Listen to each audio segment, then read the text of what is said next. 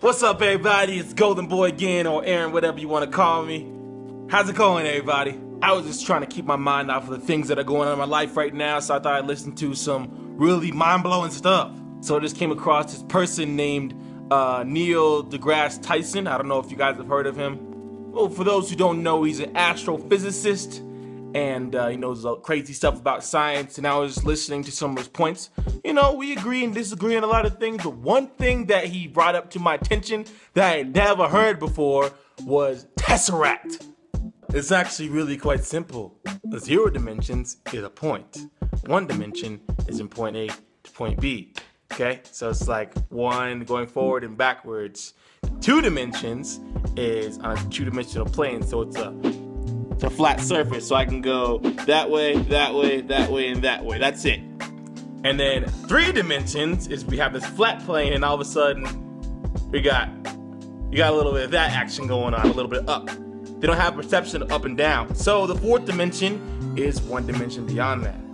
Oh, crazy, right? That's crazy. So now you're thinking to yourself, well, we already went up, we went down, we went like left and right. Where else is there to go? That's the big question. That's the huge question. And there's a lot of theories about where that next point is, where that next property is for the 4th dimension. Some say it's time. I have a different theory.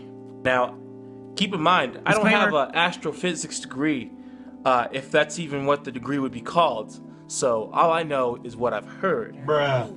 However, if you looked at a tesseract, then you'd kind of understand where I'm thinking. This right here is a tesseract. And before I explain to you what makes it 4-dimensional, I have to explain the other dimensions first. So you already know what a line is, that's 1 dimension, but 2 dimensions is a square. So on a flat plane, you can go left, left, left, left, or right. I can't remember what direction that is, but either way, you know what I'm saying, that makes a square. What makes a square into the 3 dimensions is when you have 6 of those squares, 1 for each side, making it into a cube. And a tesseract is a cube with 6 squares. It's cubes, noob. 1 for each side. And you're asking yourself, how is that even possible? How can we? It's not. It's not. At least not in our dimension, right? So some people have the theory that the 4th dimension is time, which doesn't really make sense to me because time lies within all the other 3 dimensions besides the 4th. So how could it be time or anti-time? Theoretically, if time exists in our dimension, then anti-time would also exist. But it's also impossible to form a tesseract in a 3-dimensional figure. This is actually just a 3-dimensional. This is about as close as we can get to the actual real thing, but we can't actually see what it looks like because it breaks the laws of our universe. So my theory is this.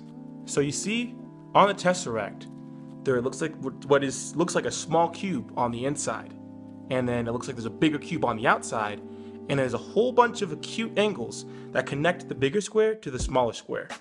Somehow, those acute angles have to be 90 degrees. But that defies the laws of our universe. So I think that angle, actually being 90 degrees, is what makes that cube 4-dimensional. Just think on that for a little bit. Ponder on that. I think I'll just end it there. No more rambling for me today. Just something to think about, some food for thought. Let me know what you guys think. Let me hear about some other crazy theories. Maybe I might talk about it in a video. Have a great day, y'all. See y'all later.